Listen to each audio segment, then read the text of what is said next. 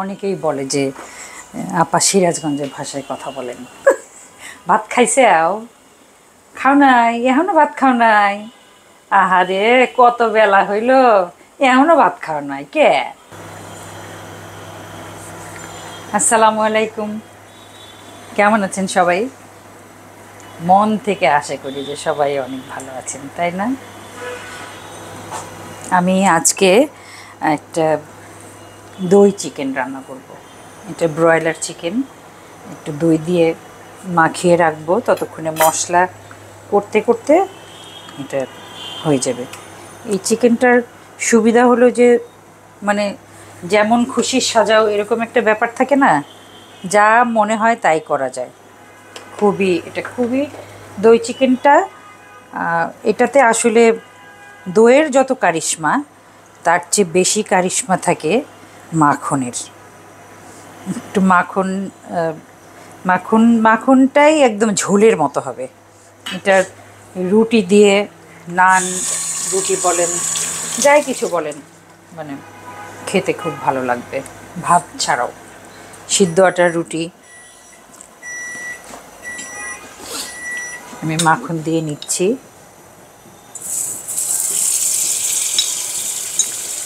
আপাতত এইটুক দিলাম, পরে যদি লাগে আবার দিব।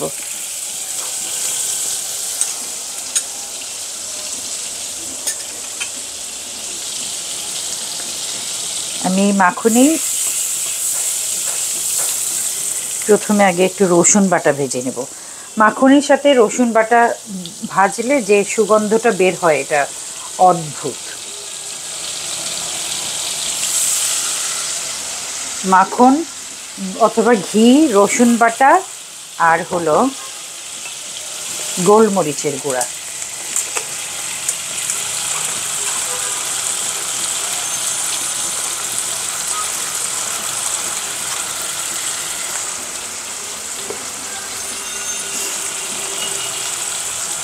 একটু নুন দিচ্ছি, একটু ধাপে ধাপে দিতে হবে, কারণ আবার একটু সয়া সস দিব।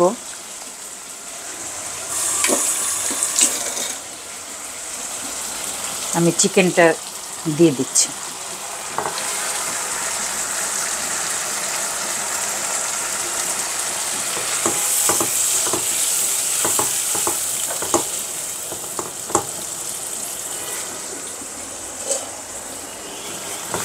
একটুখানি হয়ে আসলে এরপরে আমি আবার আদা বাটা দিব। হতে থাক, একটু গল্প করি। আমাকে অনেকেই বলে যে আপা সিরাজগঞ্জের ভাষায় কথা বলেন। সিরাজগঞ্জের ভাষা আমি জানি, আমার প্রাণের ভাষা। খুবই ওই ভাষাটা শুনলে না, বুকের মধ্যে একদম ধক করে ওঠে, মনে হয় এত আপন।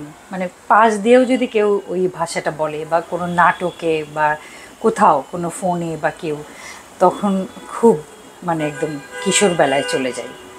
তা আমরা বোনরা যখন একসাথে হই, আমরা কিন্তু একটু এরকম করেই কথা বলি। আমি যেভাবে কথা বলছি এরকম করেই কথা বলি। এমন না যে আমরা ঘরে সিরাজগঞ্জের ভাষা বলি বা গাজীপুরের ভাষা বলি, আর বাইরে ফর্মালি আমি অন্য ভাষায় কথা বলি, তা না। আমার একটা মিক্সড ভাষা। যে অনেকে মনে করে যে আমার বাড়ি টাঙ্গাইল, তো টাঙ্গাইলের ভাষাটা মনে করার কারণ হলো আমার জন্ম ঢাকায়। আমি ঢাকাতে বড় হয়েছি, পড়াশুনো করেছি, আমার সব কিছু সারা জীবন ঢাকাতেই। কিন্তু মাঝামাঝি আর কি, ঢাকার পরে তো মাঝখানে টাঙ্গাইল, যমুনার ওই পারেই গাজীপুর। তো আমি গ্রামের ভাষা বলতে পারি।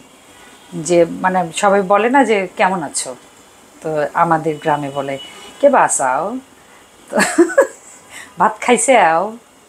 খাও নাই? এখনো ভাত খাও নাই? আহারে কত বেলা হইল, এখনো ভাত খাও নাই কে? মা মাও ভাত আনতে নাই? একটা ভাতের চাউল আসছিল না? আহারে, আসো আসো আসো আসো, আমার আঙ্গুর বাড়িতে এসো, আঙ্গুর বাড়িতে এসে খাও বাপু। একবেলা খাইলে আর কি হবো, শরম করে না? এ শরম করার কোনো কারণ নেই, আসো খাও। এটা না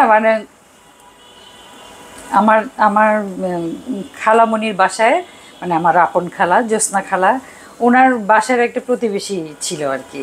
তো সেই প্রতিবেশী বলতো যে মানে আমার খালার আবার আরেকটু আঞ্চলিকভাবেই কথা বলেন, কারণ তারা গ্রামে বড় হয়েছেন। তো তাদের কথা শুনে ওরা বলতো যে তোমাদের ভাষার সাথে না হারমোনিয়াম বাজান যাবে, সুর আছে। তো এটা তো ভালো, খারাপ না তো, তাই না?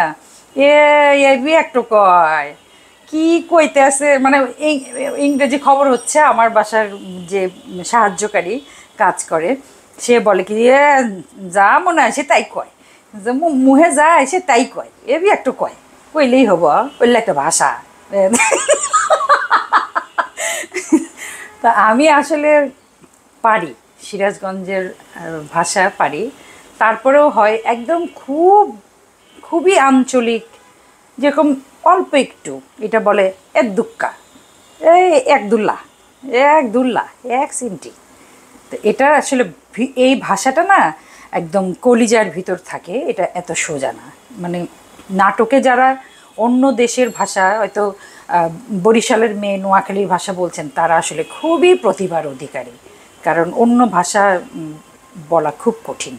যাই হোক, আমি একটু আমার পারঙ্গম ক্ষমতা দেখালাম যে আমিও সিরাজগঞ্জের ভাষা, গাজীপুরের ভাষা পারি। আমি আসলে গাজীপুরকে খুবই ভালোবাসি, যদিও আমার ঢাকার প্রতিও অনেক টান, আবার বগুড়ার প্রতি অনেক টান। বগুড়ার ভাষা মানে এত মজার, আমার হাজব্যান্ড যখন বন্ধুর সাথে ফোন করেন তখন উনি কখনোই উনি ঢাকার ভাষায় কথা বলেন না। আরে কি করিচ্ছু রে বে, কি করিচ্ছু বে, খেলা দেখিচ্ছু, খেলা তো সেরকম জমিচ্ছে। তুই তুই কোন দল? না আমি অমক দল। বলে না কি সব তুই ওই দলে গেছস, আমার দলে আসলা। এত মজার, মানে একটু ফানিও বগুড়ার ভাষা। তারপরেও আমার বগুড়ার ভাষাও খুব ভালো লাগে। আমি এটা হচ্ছে আদা বাটা দিলাম, এক চিমটি এক চিমটি মরিচ দিব, এক চিমটি ঈদ দুক্কা। আমার বৌমার বাড়ি নোয়াখালী, কিন্তু সে বড় হয়েছে চিটাগাংয়ে, তারও একটা মিক্সড একটা ব্যাপার আছে। আবার আমার মেয়ে জামাই, তার বাড়ি চাঁদপুর, তার তার ভাষাটা অবশ্য অনেকটা একটু কুমিল্লার ভাষার মতোই, সেখানেও একটা মিক্সড ব্যাপার আছে। তো আমি সব কিছু বোঝার চেষ্টা করি। ফাইনালি তো বাংলাদেশ একটাই, আমার বাংলাদেশ, আপনার বাংলাদেশ, সবার বাংলাদেশ। এবং বাংলাদেশের যে নিজের ভাষা, ভেতরের ভাষা, সেই ভাষাটা আমাদের অনেক আপন, তাই না? সবগুলো ভাষা, সব জেলা, সব ভাষা, সব খাওয়ার স্টাইল। এটা আমি অনেকগুলো দই দিলাম, আবার একটু নুন দিব,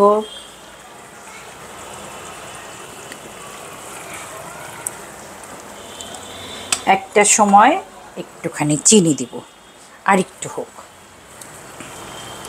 একটু নেড়ে চেড়ে দিই।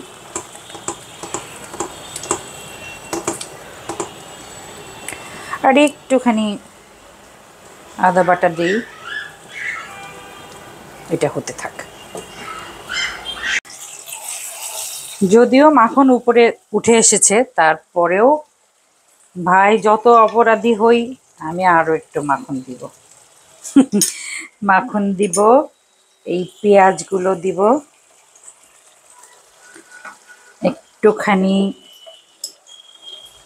আগে থেকে করে রাখা গরম মশলা, সামান্য একটুখানি। এটা, এই গরম মশলাটা করা আমি একদিন আপনাদের দেখাবো। আমি শিখাবো না, আমি দেখাবো। এক চিমটি,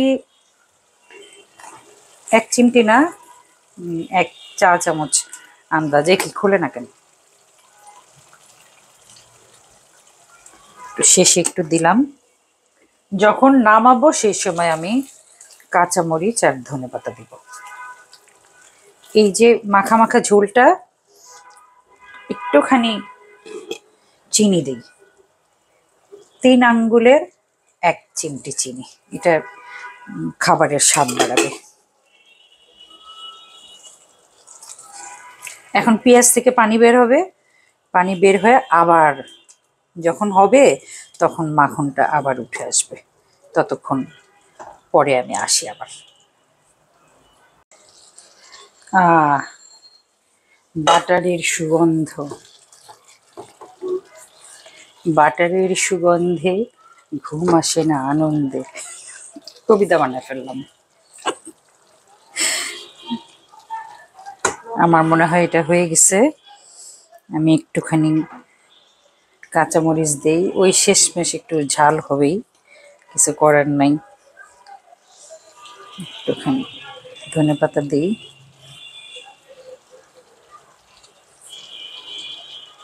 আমি না একটা সময় যখন মানে জানতাম না, তখন চিন্তা করতাম যে গরম মশলার মধ্যে আবার ধনেপাতা কি একটা দেয়। এখন যেটা দেখি যে না, মজা লাগে অনেক। ধনেপাতার যে একটা অ্যারোমা, দারুণ।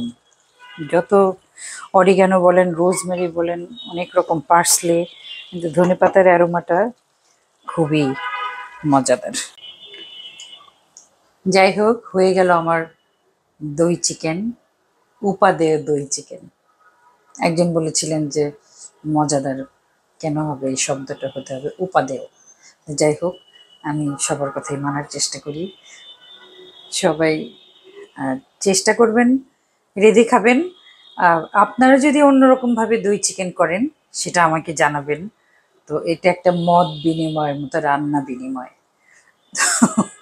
আপনাদের কাছ থেকে আমি শিখবো এখানে যদি কিছু অ্যাড করতে হয়, অথবা আমারটা আপনি রান্না করে দেখবেন আসলে কেমন মজা। এটা মেইনলি রুটি, যত রকম রুটি আছে তার সাথেই বেশি ভালো লাগে। রুটি পরোটা ক্যাটাগরিতে আমি গেলাম না। তো চেষ্টা করবেন, ভালো লাগলে আমাকে একটা মনে মনে থ্যাঙ্কস দিবেন, অথবা দোয়াও করতে পারেন। আল্লাহ আপনাদের সবাইকে অনেক ভালো রাখুক, অনেক অনেক অনেক ভালো রাখুক। কারণ আজকাল আর অনেক ভালো রাখলে বেশি ভালো থাকা যায় না, অনেক বেশি ভালো থাকলে তখন অনেক বেশি ভালো থাকা যায়। সবার জন্য আবারও অনেক দোয়া রইল, আমার জন্য দোয়া করবেন। আরেকটা কথা, যে আমি তো কখনো বলি না যে আমাকে লাইক দেন, সাবস্ক্রাইব করুন। আপনারা আমার সাথে আছেন যেভাবে, এইটুকুতেই আমি অনেক খুশি। যাই হোক, আসসালামু আলাইকুম।